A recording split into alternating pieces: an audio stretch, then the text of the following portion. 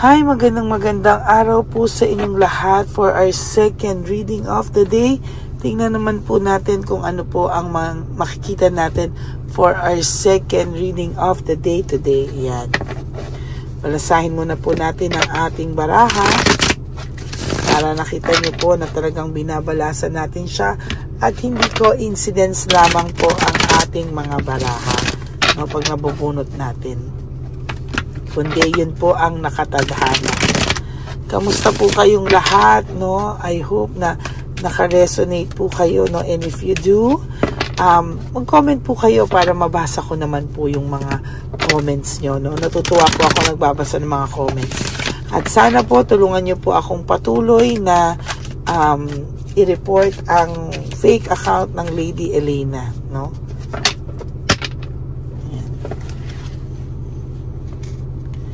Okay po. Yung messenger po yata niya ang kailangan nating i-report. Kasi po, yun po siya nang i-scam ng tao at nag-hack ng account. 3, 4, 5, 6, 7, 8, 9, 10.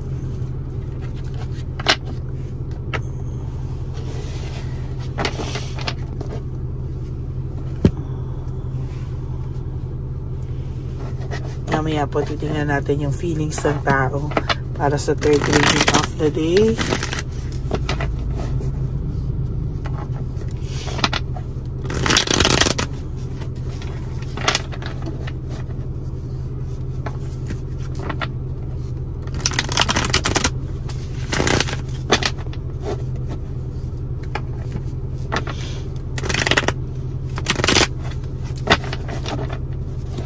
Pili po tayo ng 10. 1, 2, 3, 4, 5, 6, 7, 8, 9, 10.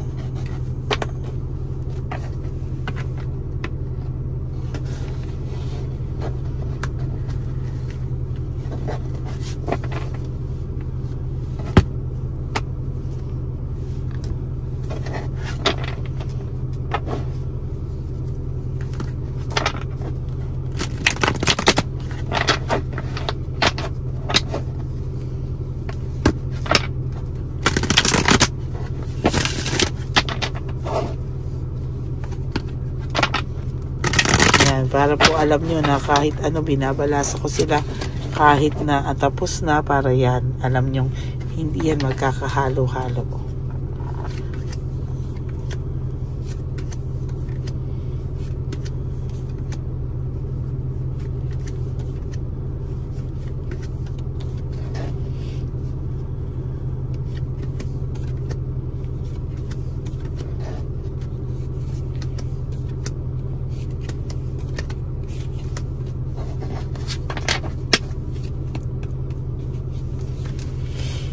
Doubts, lack of self-awareness.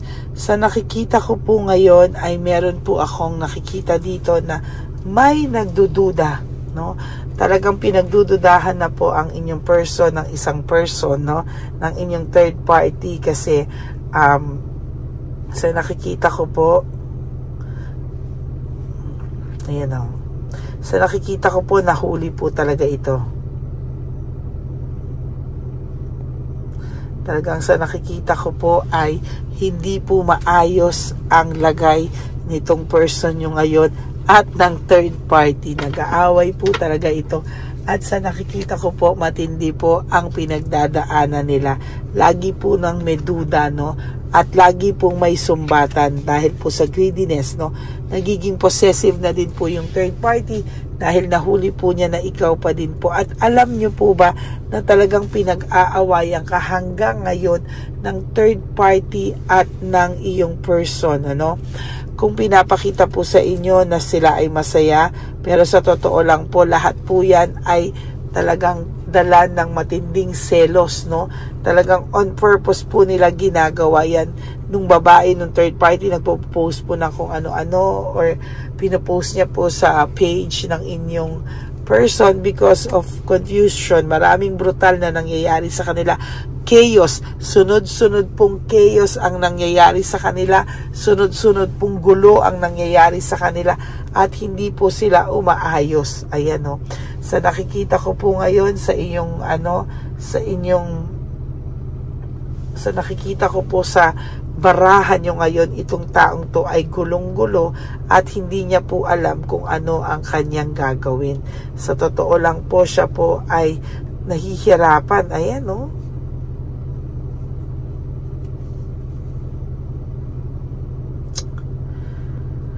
Ay, nako, talaga naman.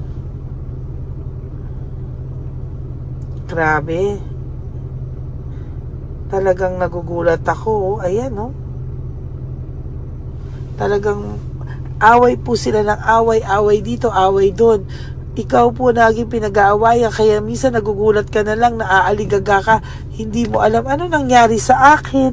Parang wala naman akong problema, pero bakit ganun? Parang ang dali-dali kong kapitan ng lungkot, or bakit ako biglang nagpapalpitate, or bakit ako biglang nakakaramdam ng matinding nervyos. Wala naman akong problema. That is because that moment ikaw po ay pinag-aawayan nila.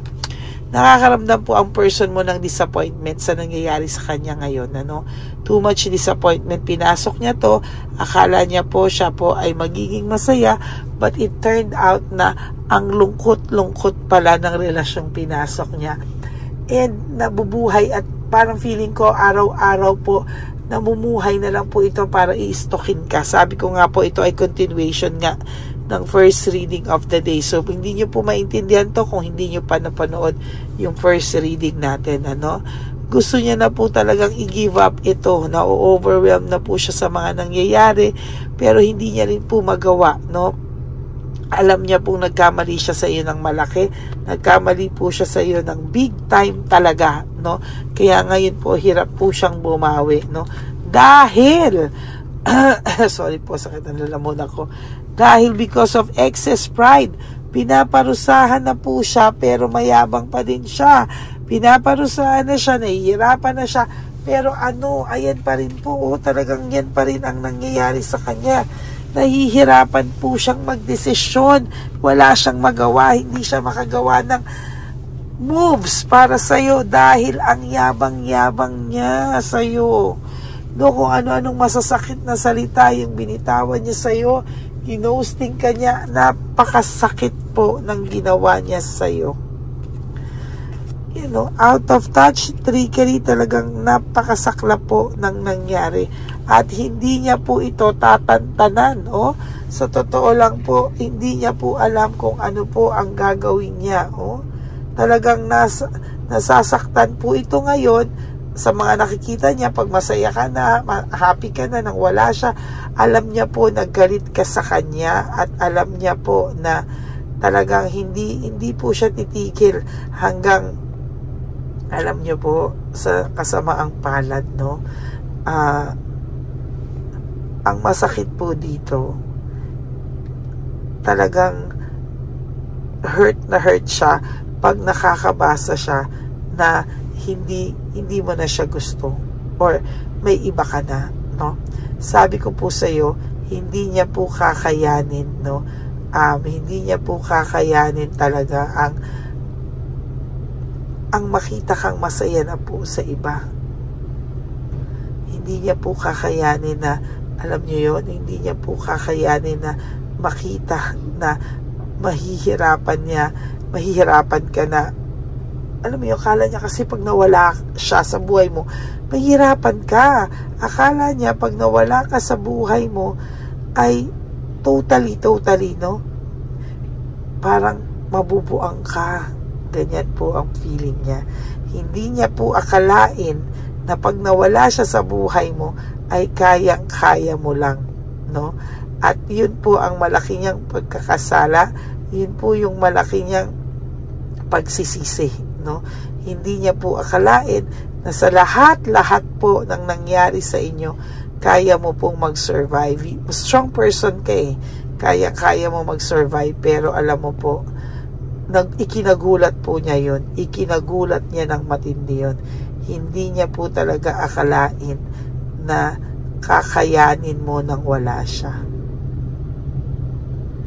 Yan o, hindi niya po akalain eh. Oh. Pero sa totoo lang po, sa nakikita ko ngayon, too much pain, too much sadness, too much depression. Yan po ang mga nakikita ko sa kanya sa araw na ito. No, pagising niya pa lang po, ayan no, talagang totally disaster po talaga siya. No, mahihirapan po itong makamove on, sasabihin ko sa iyo, no. Ayan no. Hindi niya po kakayanin, ano.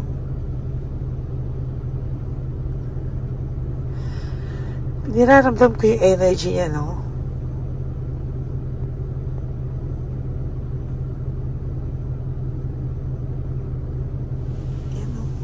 Panay karma po ang nararamdaman niya ngayon, pero mayabang pa rin po siya, no?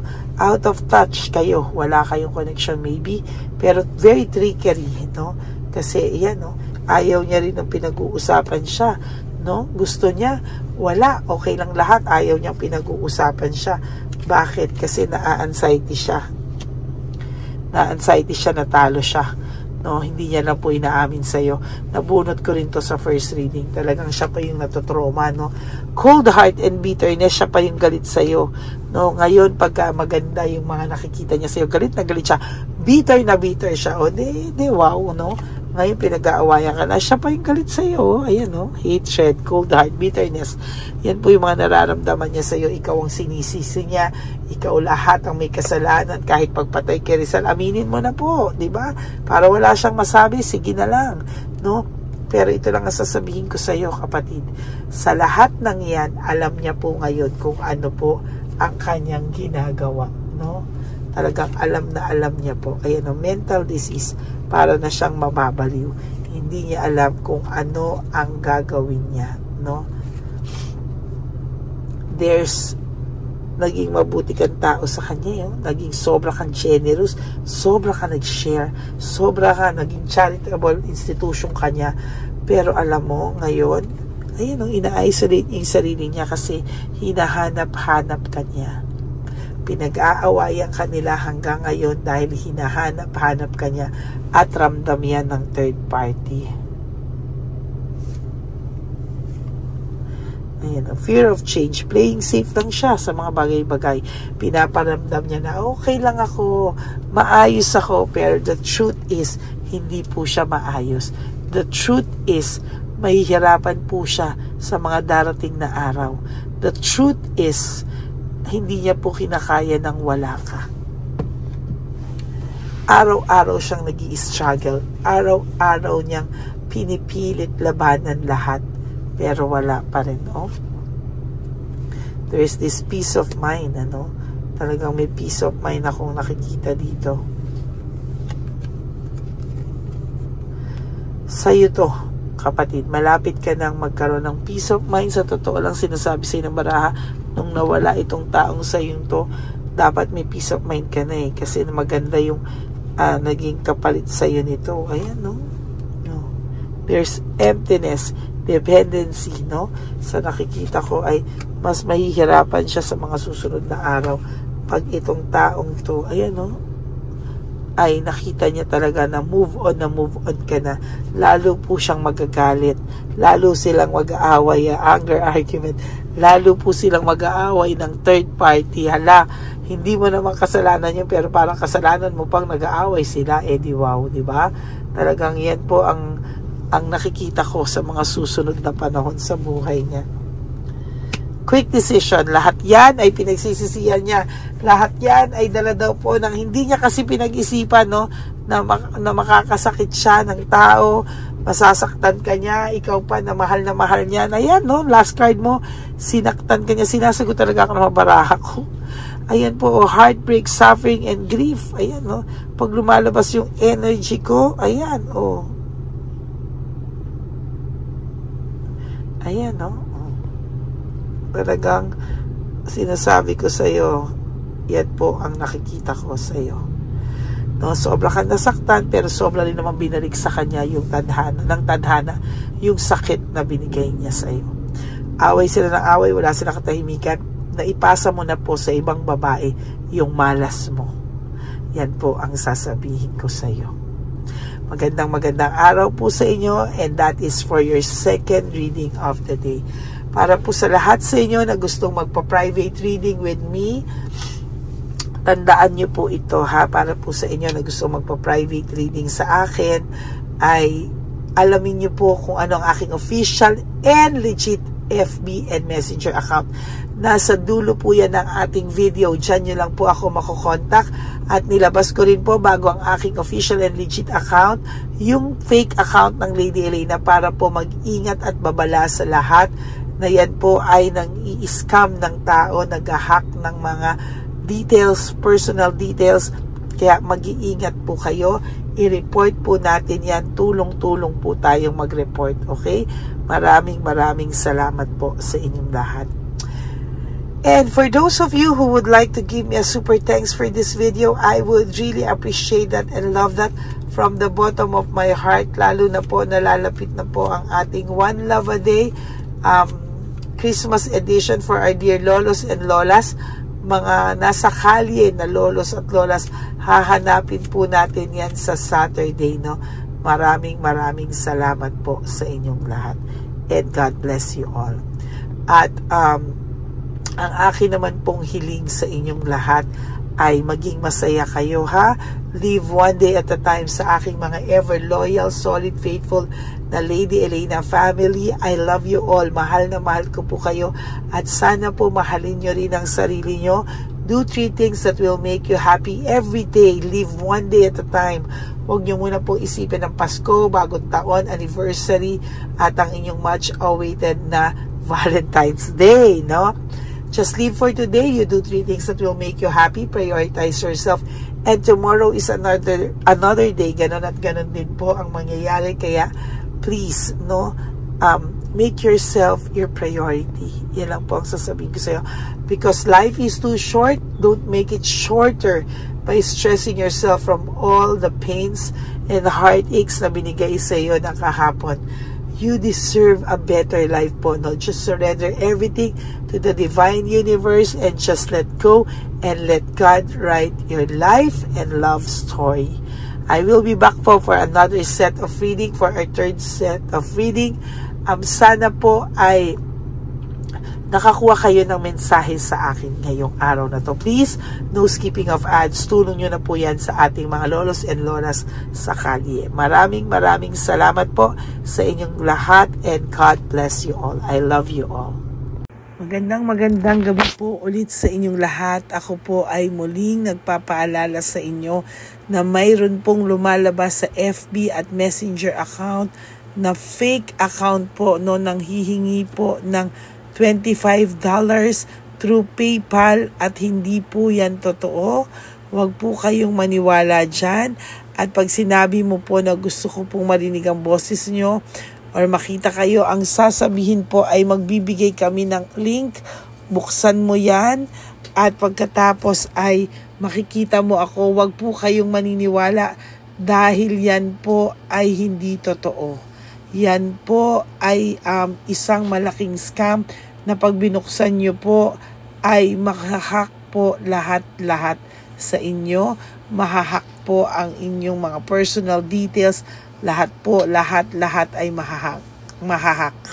Ako po ay nalulungkot na ito po ay nangyari. Ngunit sa talagang may mga tao pong masasama at may mga tao po talagang hindi makatiis na hindi gumawa ng masama sa ibang tao.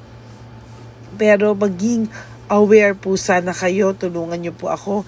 I-report po natin yung fake na yan at sa FB para siya po ay mawala na at wala na po siyang